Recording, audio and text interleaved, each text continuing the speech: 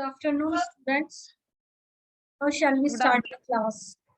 Good afternoon, beta. Good afternoon.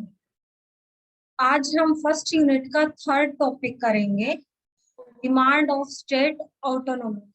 इस topic को completely, इस टॉपिक में जितनी भी सारी बातें हैं हम पहले सारी कर चुके हैं, बहुत ही इजीएस्ट।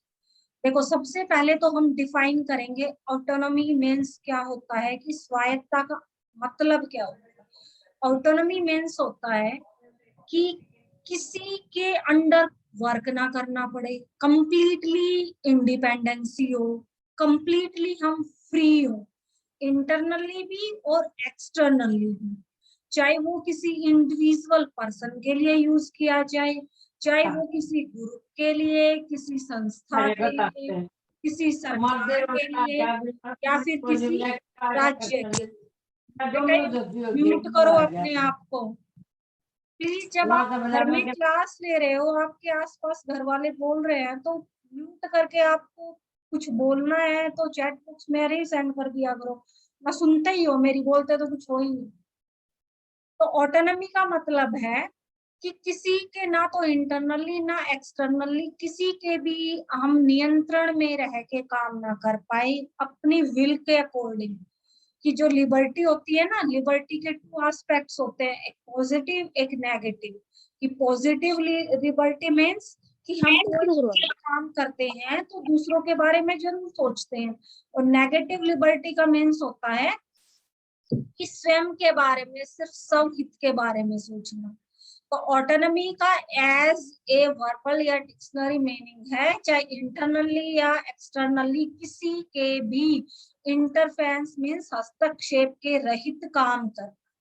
लेकिन स्टेट्स की रेलिवेंसी में ऑटोनॉमी मीन्स स्टेट ऑटोनॉमी थोड़ा डिफर वर्ड।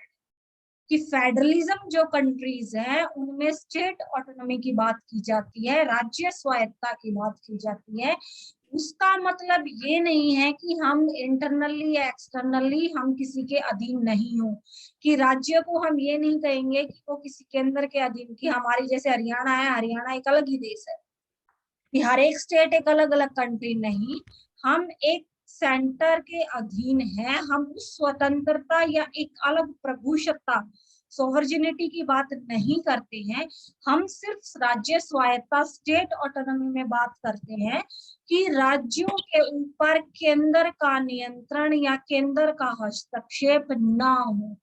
राज्य स्वायत्त स्वरूप में कि आजादी से अपने लेजिस्लेटिव वर्क विधायी कार्य, अपने एडमिनिस्ट्रेटिव वर्क प्रशासनिक कार्य, अपने फाइनेंशियल वर्क वित्तीय कार्य से कर सके। राज्य के इनकम के सोर्सेस खुद के होने चाहिए, उन इनकम सोर्सेस पे उसे सेंटर से परमिशन लेने की जरूरत ना हो, और ना ही इनकम सोर्सेस पे सेंटर का किसी भी तरह का आधिपत्य होना चाहिए। तो ये है स्टेट ऑटोनॉमी। कि ऑटोनॉमी और स्टेट ऑटोनॉमी में एक माइनर सा डिफरेंट है, कि ऑटोनॉमी मीन्स इंटरनली एक्सटर्नली बिना किसी हस्तक्षेप के कोई भी काम। लेकिन स्टेट ऑटोनॉमी कहती है कि हस्तक्षेप उतना ही हस्तक्षेप है जितना कि ये नहीं है कि हम पूर्ण रूप से राज्य एक नई आजादी की मांग करते हैं, एक नया देश ही बनना चाहते हैं, उस फेडरलिस्ट के अधीन अब रहना नहीं चाहते हैं जो संघ उन्होंने बनाया था, यूनियन ऑफ स्टेट नहीं। इसमें ऑटोनॉमी का मतलब है केंद्र के किसी भी प्रकार के हस्तक्षेप के बिना राज्य अपना लेजिस्लेटिव, अपना एडमिनिस्ट्रेटिव और अपना फाइनेंशियल वर्क स्मूथली कर सके, अपनी शक्तियों का प्रयोग वो खुद करें, केंद्र का किसी भी प्रकार का हस्तक्षेप ना हो। तो ये है स्टेट ऑटोनॉमी। देखो, अब स्टेट ऑटोनॉमी की मांग बार बार इंडिया में जो 28 स्टेट्स हैं या फिर जो यूटीज है 9, वो क्यों करती हैं कि बार बार ये स्टेट ऑटोनॉमी की मांग क्यों उठाई जाती है। तो स्टेट ऑटोनॉमी के अंतर्गत स्टेट क्या कहते हैं कि सेंटर को सिर्फ जो इंटरनेशनल लेवल के या इंटरनेशनल इम्पोर्टेंस के जो मुद्दे हैं वही करने चाहिए काम, बाकी सारे के सारे काम स्टेट्स को दे देनी चाहिए। जैसे कि विदेशी मुद्दा है, फॉरेन मिनिस्ट्री का मुद्दा है, सिक्योरिटी का मुद्दा है, या फिर हमारी करेंसी का मुद्दा है, या जनसंचार इंटरनेशनल लेवल पे जो मल्टीमीडिया का जो प्रोसेस है, सिर्फ वही पावर सेंटर के हाथ में होनी चाहिए। बाकी सारे के सारे विधायी, प्रशासनिक, वित्तीय कामों में राज्यों को आजादी दे देनी चाहिए। राज्यों की खुद की स्वतंत्रता। मैं फर्स्ट यूनिट का थर्ड टॉपिक करवा रही हूँ बेटा, स्टेट ऑटोनॉमी, राज्य स्वायत्ता। तो उस स्टेट ऑटोनॉमी की मांग बार बार क्यों की जाती है, क्या कारण है? अब इस बुक में आप देखोगे ना कि मैं तो कारण के बाद कुछ इश्यूज भी दिए हुए हैं, देखो यहाँ। तो कारण और इश्यू, विभिन्न क्वेश्चंस क्यों अराइज किए जाते हैं या विभिन्न कारण क्यों है, एज इट इज है, बिल्कुल सेम है। तो किसी तरह से पूछ लिया जाए, एक ही चीज है। तो फर्स्ट आता है कि स्टेट ऑटोनॉमी की डिमांड क्यों की जाती है। तो सबसे पहले है कि जितनी भी लेजिस्लेटिव रूल रेगुलेशंस की विधि निर्माण का जो प्रोसेस है, वो सारी की देश के संबंध में कानूनों का निर्माण या संविधान में संशोधन का काम, संशोधित करके किसी नए कानून को बनाया जाता है, तो वो काम किया जाता है संसद के द्वारा। संसद की इसी शक्ति के अधीन कि राज्य सूची, संघ सूची, समवर्ती सूची में विषय बांटे गए हैं कि संघ सूची से संबंधित कानूनों का निर्माण केंद्र करेगा, राज्य सूची से संबंधित राज्य करेंगे, समवर्ती सूची में तो कर सकते हैं, लेकिन ज्यादा आधिपत्य केंद्र का रहता है। लेकिन फिर भी कुछ ऐसे प्रावधान कर दिए गए हैं जिसमें राज्य सूची के विषयों पर भी यूनियन सेंटर बना सकती है कानून, जो हम पहले डिस्कस कर चुके हैं, जैसे आर्टिकल 249, आर्टिकल 250, आर्टिकल 252, आर्टिकल 253। ये आपको पता होना चाहिए, बहुत बार रिपीट कर चुकी हूँ इन आर्टिकल्स में क्या है। तो बहुत सारे ऐसे सर्कमस्टांसेस या इश्यूज आते हैं जब जो स्टेट लिस्ट होती है, राज्य सूची होती है, उनसे संबंधित कानूनों का निर्माण भी संसद ही करती है, केंद्र सरकार ही करती है। तो जो विधि निर्माण की जो शक्तियां हैं, और इसी से इंडिया में ये कहा जाता है कि सिर्फ नाम का फेडरलिज्म है, जो एडमिनिस्ट्रेशन है या जो शासन व्यवस्था है वो यूनिटरी फॉर्म की है, एकात्मक शासन व्यवस्था है, केंद्र ज्यादा शक्तिशाली है। थर्ड चीज आती है वित्तीय दृष्टि से राज्यों की निर्भरता, कि फाइनेंशियल मैटर्स में भी जो स्टेट्स हैं वो सेंटर पे डिपेंडेंट है। कि आर्टिकल 275 क्या कहता है कि सेंटर स्टेट्स को सारे के सारे फंड या अनुदान, आर्थिक सहायता केंद्र से मिले। स्टेट इंडिविजुअली अगर कहीं दूसरे देशों से ऋण भी नहीं ले सकते, डेप्ट भी नहीं एक्वायर कर सकते, उसे केंद्र से ही मिलेगा। वो केंद्र दूसरे देशों से ले सकता है।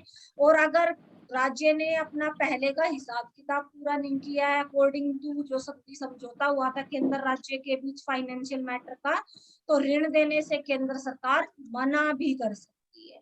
और हर साल जब बजट पारित होता है तो प्रत्येक स्टेट को जो डोनेशन दिया जाता है फाइनेंशियल, उसमें डिफरेंसेस क्यों देखने को मिलता है, क्योंकि जिन स्टेट्स में ऑपोजिट पार्टी की सरकार होती है, सेंटर से ऑपोजिट, उन स्टेट्स को कम मिलता है डोनेशन।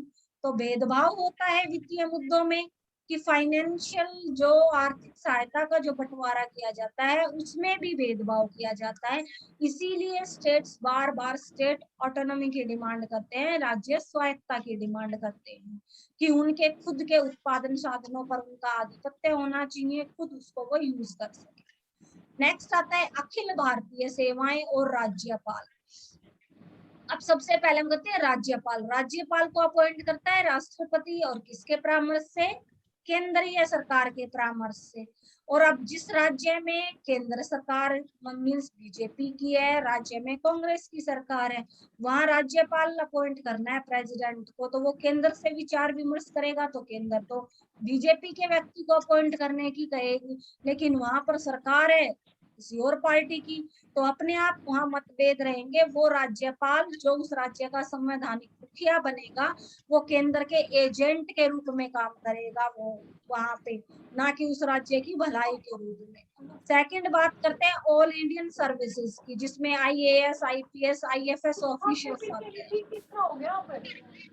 ये सारे के सारे ऑफिसर्स भी सेंट्रल गवर्नमेंट के द्वारा अपॉइंट किए जाते हैं, सेंट्रल गवर्नमेंट के द्वारा अपॉइंट किए जाते हैं, वही उनकी एलिजिबिलिटी निर्धारित करते हैं और वही उन्हें किस स्टेट में किस ऑफिसर को अपॉइंट करना है ये डिसाइड करते हैं। तो इस सब पे भी केंद्र का आधिपत्य जाता है, वो अपनी सेवाएं देंगे राज्यों को, लेकिन उनके ऊपर नियंत्रण रहेगा केंद्र सरकार का, और वो खुद भी अपने प्रत्येक कार्य के लिए उत्तरदायी रहेंगे केंद्र के। तो जिस राज्य में वो काम कर रहे हैं वो उस राज्य की सरकार या उस राज्य का एडमिनिस्ट्रेशन तो उन पर कोई नियंत्रण रखता ही नहीं है। तो यहाँ भी मतभेद उभरते हैं। नेक्स्ट आता है राज्यों के बीच भाषाई एवं सांस्कृतिक विभिन्नता, कि इंडिया के जितने भी स्टेट्स हैं वहाँ डाइवर्सिटी बहुत ज्यादा है। जैसे हम नॉर्थ और साउथ को ले, नॉर्थ में हम अच्छे से हिंदी बोलते हैं समझते हैं, साउथ में नहीं, ना तो बोली जाती ना समझी जाती। इसलिए हमेशा इस चीज का विरोध होता है कि राष्ट्रभाषा हिंदी नहीं होनी चाहिए, या फिर राजकीय कामकाज हिंदी के अलावा दूसरी भाषाओं में भी होने चाहिए। तो इस तरह की सांस्कृतिक विभिन्नता के कारण भी प्रत्येक स्टेट ये डिमांड करता है कि उन्हें अपने एडमिनिस्ट्रेटिव काम करने के लिए स्वायत्तता दी जाए, ऑटोनॉमी दी जाए, केंद्र का आधिपत्य नहीं होना चाहिए। नेक्स्ट है राज्यपाल की भूमिका एवं राष्ट्रपति शासन। राज्यपाल की भूमिका हम कर चुके हैं पहले ही, कि प्रेसिडेंट अपॉइंट करता है और मोस्टली वो केंद्र से सहमति से करता है। तो केंद्र में जिसकी सरकार होती है वो अपने ही किसी व्यक्ति को नियुक्त करना चाहते हैं।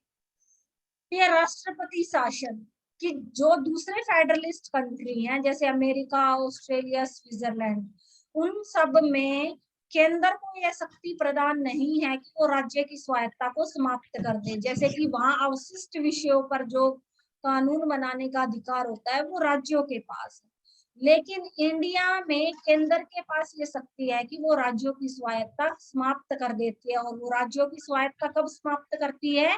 राष्ट्रपति शासन लगाकर करती है, या फिर राज्य सूची में जो विषय दिए गए हैं उनसे संबंधित कानून बनाकर, जैसे अनुच्छेद 249 के अंतर्गत बनाती है, 250 बनाती है, 252 के अंतर्गत बनाती है, 253 के अंतर्गत बनाती है, और 352, 356 और 360, इन तीनों आर्टिकल्स के तहत जो इमरजेंसी लगाई जाती है, प्रेसिडेंट रूल जो लगाया जाता है, राष्ट्रपति शासन लगाया जाता है। तो जब राष्ट्रपति शासन लगता है तो उस स्टेट की स्टेट लिस्ट में, राज्य सूची में जितने भी सब्जेक्ट्स थे उनसे संबंधित कानून बनाने का अधिकार संसद के पास आ जाता है। संसद मीन्स केंद्र के पास आ जाता है। वो सारे के सारे राज्य सूची के विषय संघ सूची में बदल जाते हैं, संघ सूची में समाहित हो जाते हैं, स्टेट लिस्ट यूनियन लिस्ट के अंडर आ जाती है।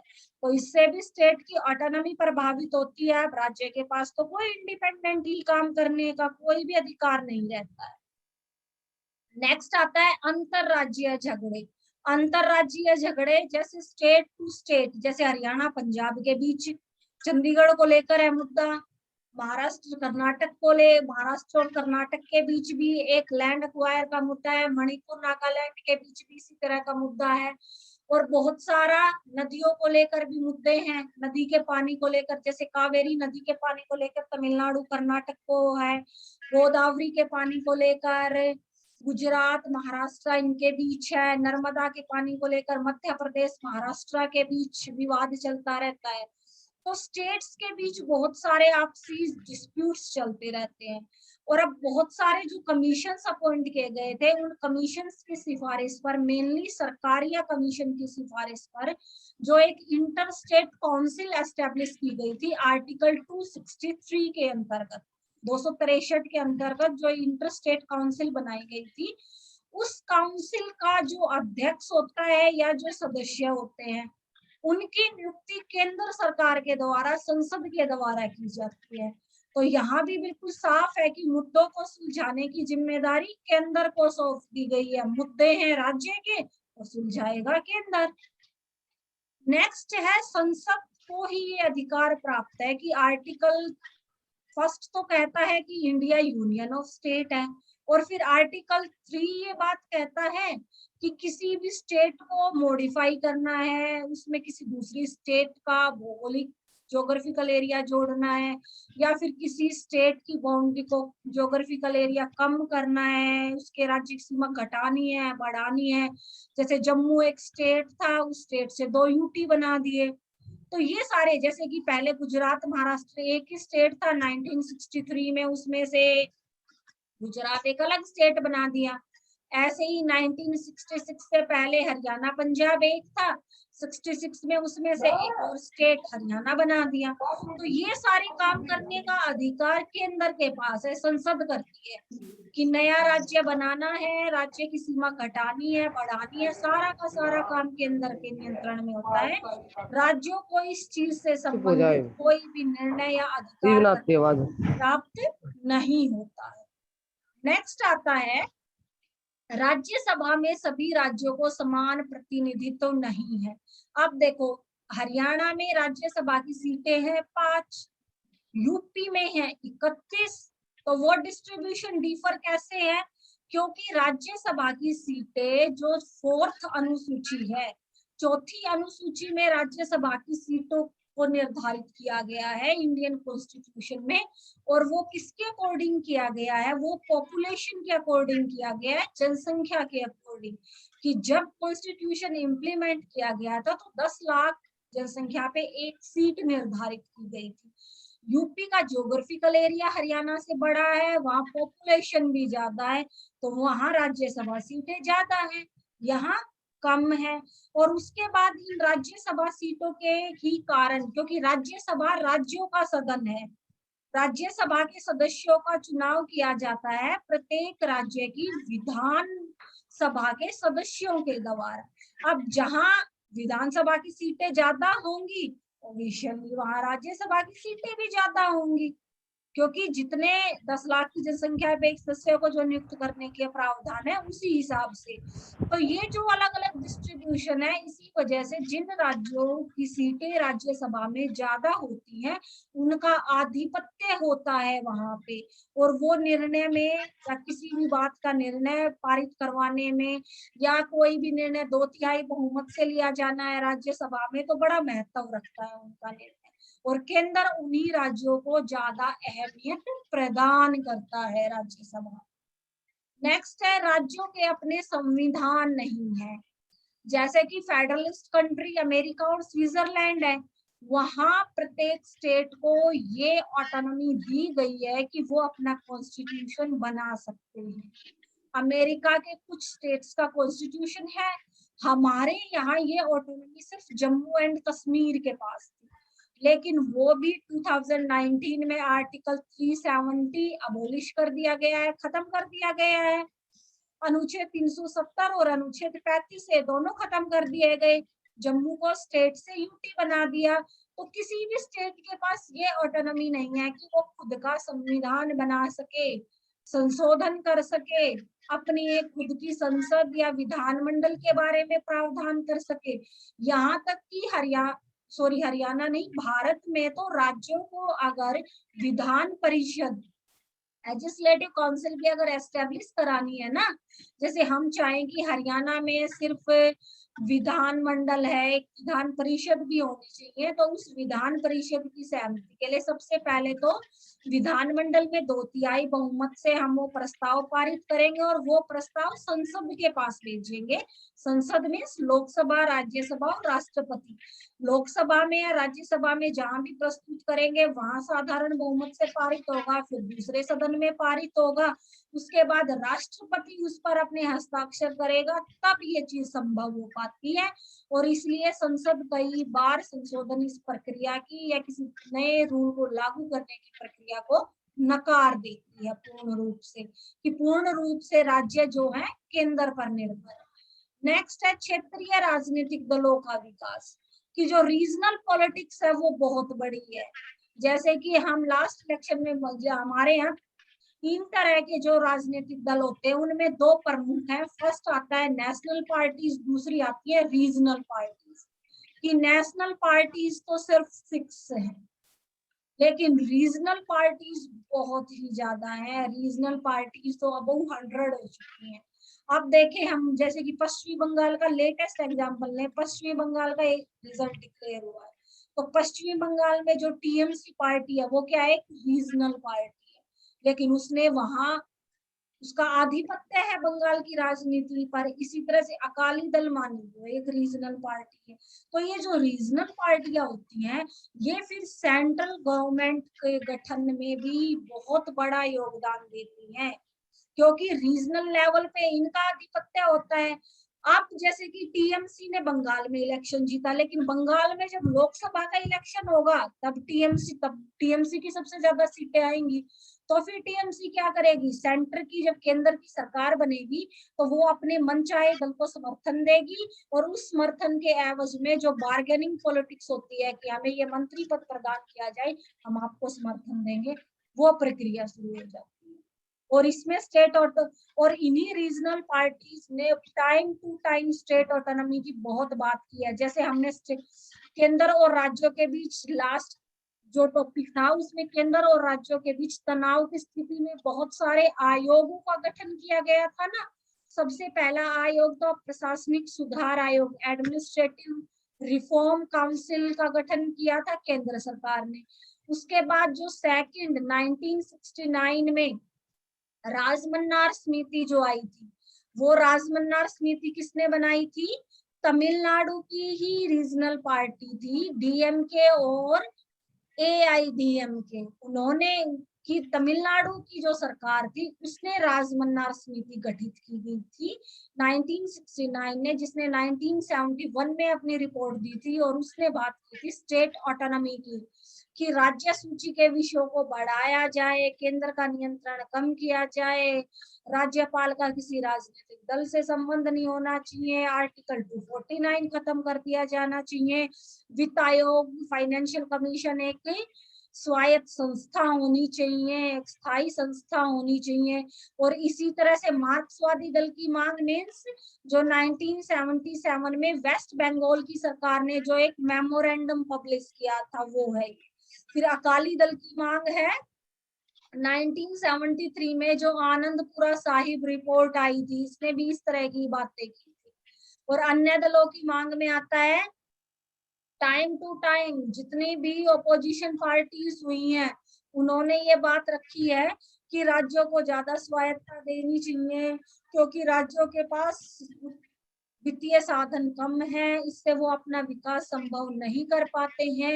इंडिया में सिर्फ नाम का फेडरलिज्म है, यहाँ यूनिटरी शासन है, इंटीग्रेटेड पॉलिसी है, केंद्रीयकरण की प्रवृत्ति है, यहाँ एकात्मक शासन का स्वरूप देखने को मिलता है, केंद्र ज्यादा शक्तिशाली है। तो ये सारे के सारे वो इश्यूज हैं या फिर वो रीजंस हैं जिनकी वजह से स्टेट ऑटोनॉमी की डिमांड करते हैं, कि राज्य स्वायत्तता की मांग क्यों करते हैं, क्योंकि ये सारी चीजें ये शो करती हैं कि इंडिया में फेडरलिज्म तो है, लेकिन उस फेडरलिज्म में सेंटर को ज्यादा पावरफुल बनाया गया है, केंद्र को ज्यादा शक्तियां दी गई हैं। अब देखो यहाँ आता है ये राज्यों की स्वायत्तता के विभिन्न प्रश्न, different issues same as it is है, आपको कंफ्यूज होने की कोई जरूरत नहीं है, दोनों को मिक्सअप करके कोई नया पॉइंट लगता है तो, वरना एक को याद कर लो, कुछ भी पूछा जाए वही है। जैसे राज्यपाल की नियुक्ति में भी था, रीजंस में भी राज्यपाल की भूमिका राष्ट्रपति शासन था, राज्यों के विधेयकों पर राष्ट्रपति की मंजूरी है, डिफर है, ये उसमें ऐड कर दो। ये क्या है, जैसे कि आर्टिकल 200 बताया था मैंने आपको, अनुच्छेद 200 के अंतर्गत राज्यपाल क्या करता है कि राज्यपाल के पास जब विधानमंडल कोई भी विधेयक पारित करके साइन करने के लिए भेजता है तो राज्यपाल उसे राष्ट्रपति की स्वीकृति के लिए रख लेता है। और कुछ विधेयक तो अनिवार्य होते हैं कि राज्यपाल उनको अपने पास रखेगा राष्ट्रपति की स्वीकृति के लिए, और वो विधेयक कौन से होते हैं, ये उच्च न्यायालय के सदस्यों की शक्तियों से संबंधित अगर कोई विधेयक है कि उस राज्य का जो हाई कोर्ट है उससे संबंधित कोई नया कानून बनाया जा रहा है, या फिर वहां उस राज्य की आय के साधनों से संबंधित, कि धन विधेयक से संबंधित, तो राज्यपाल उस विधेयक को अनुच्छेद 200 के अंतर्गत राष्ट्रपति की मंजूरी के लिए अपने पास रिजर्व करके रख लेता है, और फिर राज्यपाल की नहीं राष्ट्रपति की चलती है, राष्ट्रपति मंजूर करना चाहे तो ठीक, वरना वो विधेयक वही समाप्त। उसके बाद अखिल भारतीय सेवाएं, ये भी आ चुका है पहले। उसके बाद केंद्र के राज्यों का विपक्षी दलों की सरकार के साथ, ये भी आ चुका है। इसका मतलब है सेंटर में किसी और पार्टी की सरकार है और स्टेट में किसी और की। राज्यों की वित्तीय दुर्दशा, ये भी आ चुका है। दूरदर्शन आकाशवाणी का पक्षपातपूर्ण भूमिका, ये आता है जनसंचार के साधनों में, कि जनसंचार के कि जो मास मीडिया है, मास मीडिया का सब्जेक्ट आता है संघ सूची के अंतर्गत, इसीलिए मास मीडिया पर केंद्र का नियंत्रण रहता है। नेक्स्ट समवर्ती सूची, ये भी आ चुका है कि समवर्ती सूची पे कंक्रीट जो लिस्ट है उसमें जितने भी सब्जेक्ट्स हैं स्टेट और सेंटर दोनों बना सकते हैं कानून, लेकिन अगर विवाद हो जाता है तो सेंटर को ज्यादा प्रेफरेंस दी जाती है। फिर है रेडिशनरी पावर्स, रेडिशनरी पावर्स अवशिष्ट शक्तियां दी गई हैं केंद्र को। राज्यसभा में राज्यों को समान प्रतिनिधित्व, ये भी आ चुका है, समान प्रतिनिधित्व नहीं है। नेक्स्ट है राज्य के मुख्यमंत्रियों के विरुद्ध जांच आयोग की नियुक्ति, कि जब अनुच्छेद 356 के अंतर्गत राष्ट्रपति शासन लगाया जाता है और केंद्र सरकार मुख्यमंत्रियों के विरुद्ध जांच आयोग जब नियुक्त करती है, तो केंद्र सरकार की तानाशाही साफ दिखाई देती है उसमें, क्योंकि जिस लोकपाल संस्था के तहत इन पर कार्यवाही की जाती है, उस लोकपाल संस्था के सदस्यों का चुनाव केंद्र सरकार के निमित्तार्थ होता है। और लास्ट है आयोगों के गठन एवं नियुक्ति, कि जितने भी आयोग बनाए गए हैं ना, जैसे कि वित्त आयोग राष्ट्रपति नियुक्त करता है, अनुसूचित जाति के लिए, जाति जनजातियों के लिए राष्ट्रीय आयोग राष्ट्रपति नियुक्त करता है, अल्पसंख्यकों के लिए भी राष्ट्रीय पिछड़ा वर्ग आयोग लोकसभा राज्यसभा दोनों के सदस्य मिलकर करते हैं। तो स्टेट्स को तो किसी चीज में प्रेफरेंस मिलती ही नहीं है, इसी वजह से स्टेट ऑटोनॉमी की डिमांड करते हैं, स्वायत्तता की मांग करते हैं। अब हम बात करते हैं राज्य स्वायत्तता के साधन, कि वो कौन से साधन है जिनसे स्टेट्स को ऑटोनॉमी मिल सकती है। तो फर्स्ट आता है उसमें, फर्स्ट आता है कि इंडिया के कॉन्स्टिट्यूशन में सिर्फ एक फॉर्मल एस्पेक्ट में ही फेडरलिज्म ना इंप्लीमेंट करके वास्तविक स्वरूप में ओरिजिनली यूनियन ऑफ स्टेट ना होके फेडरलिस्ट पॉलिसी इंप्लीमेंट की जाए। संघ सूची समवर्ती सूची में राज्यों के पक्ष में डिसीजंस लिए जाए, संघ सूची में कम से कम विषय होने चाहिए, समवर्ती सूची को राज्यों के पक्ष में कर देना चाहिए। नेक्स्ट बात करते हैं फाइनेंशियल कमीशन और ये बात सरकारी आयोग को छोड़ के बहुत सारे कमीशन ने, राजमन्नार समिति ने भी की थी, आनंदपुरा साहिब रिपोर्ट ने की थी, बंगाल मेमोरेंडम ने भी की थी, कि फाइनेंशियल कमीशन को एक परमानेंट ट्रिब्यूनल या कमीशन का दर्जा दिया जाए, क्योंकि जो वित्त आयोग है उसकी नियुक्ति राष्ट्रपति 5 वर्ष के लिए करता है, तो ये नहीं होना चाहिए, उसे एक स्थायी संस्था ही बना देनी चाहिए, जैसे कि दूसरे आयोग है, अंतरराज्य परिषद आयोग, क्षेत्रीय परिषद आयोग, इस तरह से। नेक्स्ट है राष्ट्रपति की स्थिति सुधारने के लिए, कि राष्ट्रपति राज्यों में जो राष्ट्रपति का शासन लागू करता है या राज्यपाल की जो नियुक्ति करता है, उसमें भी संशोधन होने की जरूरत है, कि चाहे राष्ट्रपति शासन लगे तब भी राज्य की मंत्रिपरिषद से सलाह मशूरा होना चाहिए, या राज्यपाल की नियुक्ति हो तब भी होना चाहिए। नेक्स्ट आता है आर्टिकल 263। आर्टिकल 263 के अंतर्गत किसकी स्थापना की गई है? अंतरराज्यीय परिषद की, इंटर स्टेट काउंसिल की आर्टिकल 263 के तहत इंटर स्टेट काउंसिल जो बनाई गई है ना, जो सेंटर स्टेट और स्टेट टू स्टेट के बीच के विवादों का निपटारा करती है, उसे इंटरनेशनल लेवल के जो इम्पोर्टेंट मुद्दे हैं उनसे संबंधित निर्णय करने का अधिकार देना चाहिए, क्योंकि ये काउंसिल विवाद से संबंधित जो भी निर्णय देती है ना, उस निर्णय को लागू करवाने से पहले राष्ट्रपति की सहमति आवश्यक होती है, और राष्ट्रपति विचार विमर्श करता है केंद्रीय मंत्री परिषद से। तो इस परिषद को जो स्थायी दर्जा दिया गया है उसकी इम्पोर्टेंस तभी रहेगी जब इसकी रूटीन से बैठ के हो, इसके ढांचे में परिवर्तित किया जाए, कि इसके जो सदस्य है जो नियुक्त किए जाते हैं केंद्र के द्वारा, उसमें राज्यों को भी महत्व प्रदान किया जाना चाहिए, इसकी बैठ के जल्दी जल्दी होनी चाहिए, राष्ट्रपति निष्पक्ष परामर्श ले, कि ये नहीं कि जिस स्टेट और सेंटर का मुद्दा है, अगर स्टेट में अपोजिट पार्टी की सरकार है तो सेंटर से वो परामर्श ले रहा है तो स्टेट को नहीं देखेगा, नहीं, उसे निष्पक्ष लेना चाहिए। नेक्स्ट इसी में बात की गई है आर्टिकल 249 खत्म कर देना चाहिए। बहुत सारे काउंसिल्स ने भी की थी ये बात। ये आर्टिकल 249 क्या कहता है कि राज्यसभा अपने 2/3 बहुमत से ये प्रस्ताव पारित कर सकती है कि राज्य सूची का ये जो विषय है ये राष्ट्रीय महत्व का है, इस पर केंद्र कानून बनाएगा। नहीं, वो खत्म ही कर देना चाहिए, राज्यसभा कोई ऐसा प्रस्ताव पारित नहीं कर सकती।